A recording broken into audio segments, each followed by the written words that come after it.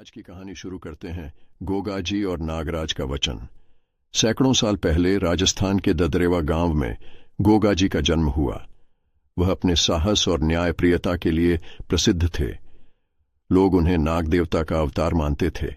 कहा जाता है कि उनके पास नागराज वासुकी का एक दिव्य ताबीज था जो उन्हें विष और जादुई खतरों से बचाता था। लेकिन इस ताबीज के पीछे एक रहस्य छिपा था जिसे जानने का अवसर गोगाजी को तब मिला जब उनका राज्य एक बड़े संकट में घिर गया। दुश्मन राज्य के राजा अर्जुन ने गोगाजी के राज्य पर हमला करने की योजना बनाई, लेकिन युद्ध से पहले उसने गोगाजी के नागराज वासुकी के ताबीज को चुराने के लिए एक जादूगरनी ताम्रवती को भेजा। ताम्रवती ने ताबीज को चुराने के लिए रात में गोगाजी के महल में घुसपैठ की।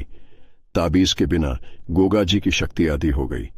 जब उन्हें ताबीज के गायब होने का पता चला तो उन्होंने गुरु गोरखनाथ से मार्गदर्शन मांगा। गुरु ने कहा, तुम्हें नागराज वासुकी को फिर से बुलाना होगा, लेकिन यह आसान नहीं होगा। केवल सच्चे दिल और साहस से ही तुम उन्हें प्रसन्न कर सकते हो। गोगाजी ने नागराज वासुकी की गुफा तक यात्रा की, जो एक घने जंगल के भीतर स्थित थी। वहां पहुंचने पर उन्होंने नागराज का आह्वान किया। वासुकी प्रकट हुए और बोले, गोगा, तुमने ताबीज की रक्षा का वचन दिया था, अब इसे वापस लाना तुम्हारी जिम्मेदारी है। गोगाजी ने अपनी सेना और अपने सबसे भरोसेमंद योद्धा वीरभान के साथ दुश्मन के किले पर हमला किया, लेकिन किले के भीतर वे जादूगरनी ताम्रवती से आमने सामने हुए। ताम्रवती ने अपने जादुई मंत्रों से गोगाजी और उनकी सेना को भ्रमित करने की कोशिश की। तभी नागराज वासुकी की दिव्य शक्ति से गोगाजी का साहस बढ़ा और उन्होंने ताम्रवती को हराकर ताबीज वापस ले लिया।